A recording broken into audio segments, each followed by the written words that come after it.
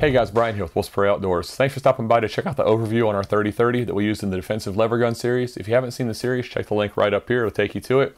Some great info there that can be used across all platforms when it comes to home defense weapons, but also we focus on lever guns as home defense weapons and show you different cartridges in use, a lot of good shooting and optic and weapon light info. So definitely check that out if you haven't.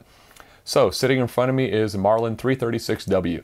You guys have seen me build this gun out in a series here on the channel, linked right here. And in the series, I take you from the very basic rifle. I'll insert some pictures here. We go from the basic rifle to what you see here. And as you guys can see, it changed a little bit from that last picture. I knew I wanted to shorten the rifle, so went ahead and dropped it to 16.5 for the series, and couldn't be happier. I think it balances out really nicely now. And we changed out the stock. We put a form rifle stock on the back, and it just turned out really, really nice, I think. We've got a Trijicon Credo HX 1:6x24 on top. It's a great optic, super crisp and clear, and just does a really good job in low light. Up front, we have the Surefire Scout Pro weapon light. It's a great light, 1000 lumens, and really a very capable light. It comes with a pick rail mount, or you can do an M-LOK direct mount. So I switched out and did the M-LOK direct mount, so I don't have an extra piece of metal on the gun, adding weight and just being bulky out to the side.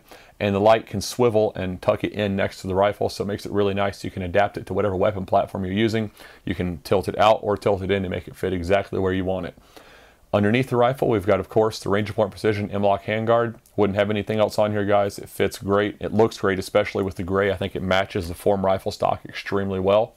Coming down the side of the rifle, I've got the Range of Point Precision 6-shot quiver, and guys, just like with the 357 and the 44, I've had zero issues with recoil. The rounds have not come loose a bit. They're right where I need them when I want them, and they're pretty easy to draw when I do draw them. Of course, you can have a little bit of a resistance because it's in there tight with that O-ring, but they stay rock solid, and that's what you want. You don't want your rounds coming loose.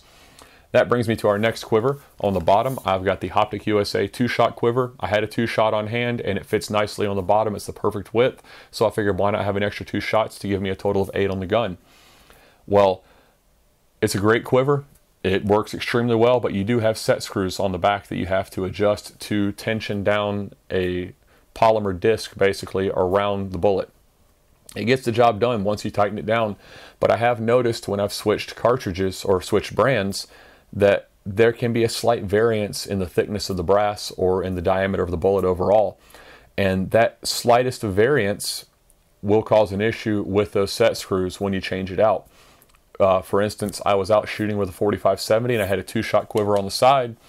When I pulled the trigger, I didn't have it tight from those particular rounds. I'd had different rounds in there, and when I pulled the trigger, the rounds ejected from the recoil, which was pretty funny, but not something you want to happen. So if you're using a quiver like that, you definitely need to make sure you have them tensioned properly for the rounds you are currently using, not something else that you were using before. Just keep that in mind if you use one of those quivers. On top of the barrel, we've changed out the sights to Williams fiber optic sights, and guys, these are great sights if you're not using an optic. They are very easy to see. The red and green pair up nicely, works really well. Coming back on top of the rifle, we have a Rhino rail from Range of Point Precision, and that rail works extremely well, guys. It does its job. You know, it's a pick rail. What else do you need?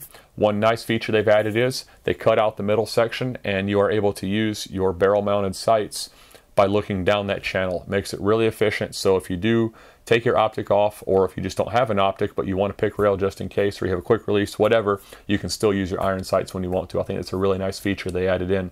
Holding the Trijicon Credo HX 1:6 in place, we have Badger Ordnance rings. These are steel rings. I had them left over from a precision build, and I've had zero issues out of these on any gun I've put them on. I've shot them some pretty high power rifles, never had a problem with them, so I just had an extra set laying around, put them on here, and they work great. A little heavier than aluminum. I don't really need steel, but like I said, I had them on hand, so I used them, and definitely a battle rifle ready setup there. Coming back to the action, we have the Range of Point Precision loading gate and follower installed. Worked really well. I've had zero issues out of them. Coming back to the trigger, of course, we have the Range of Point Precision trigger just like on the other rifles, and a little difference on this one is we have the Wolf low power spring from Range of Point Precision, and it drops it down to about a 2.5 pound pull. Super crisp and just lightweight. It breaks like glass. Absolutely love it. You can really tell a difference when you've been shooting a standard trigger than to a Ranger Point standard trigger that's around 3.5 pounds, and then dropping the Wolf low power spring. World of difference, guys. I really like it. I haven't had any issues with, you know, weak primer strikes or anything like that, and I've shot a lot of rounds through this gun in testing, zero issues, so I'd say it's good to go. Of course, on the bottom we have the Ranger Point Precision medium loop lever. This had the standard loop on it, and it was just way too tight and tiny, and you guys know I love the Ranger Point medium loop. I've got it on all the guns that I have, and it just works very efficiently. I wouldn't have anything else. Of course, we have the quick takedown screws for the lever and for the buttstock. Both are great options to add to the rifle for quick field cleaning and to take the buttstock off if you want to. On the back, like I said, we've got the form adjustable rifle stock. These are definitely on the high end of things, but if you want a beautiful fit and finish, Form has done a phenomenal job. The finish on these is absolutely amazing. It's kind of a matte finish, and this is their ebony. They've got a red, a blue, I think a standard wood, and then one for Marlin Darks, which we have on the 4570. But the ebony I thought would look really good with the gray handguard, and I'm glad I went with it. It turned out beautiful. Very easy to actuate, just a push button on the side, toolless adjustment, and gives you proper cheek weld. And that's what you want when you've got a low power variable optic. You've got to have proper cheek weld. You don't want a chin weld because it's not repeatable. And especially with a low power variable, you've got to worry about the eye box, scope shadow, proper head placement. So having proper cheek weld allows you to get that. There's a couple other options though when it comes to butt stocks. If you can't afford the Form rifle stock, you can go with something like the Bradley cheek rest, and this is a Kydex cheek rest that has a foam insert that goes under the Kydex.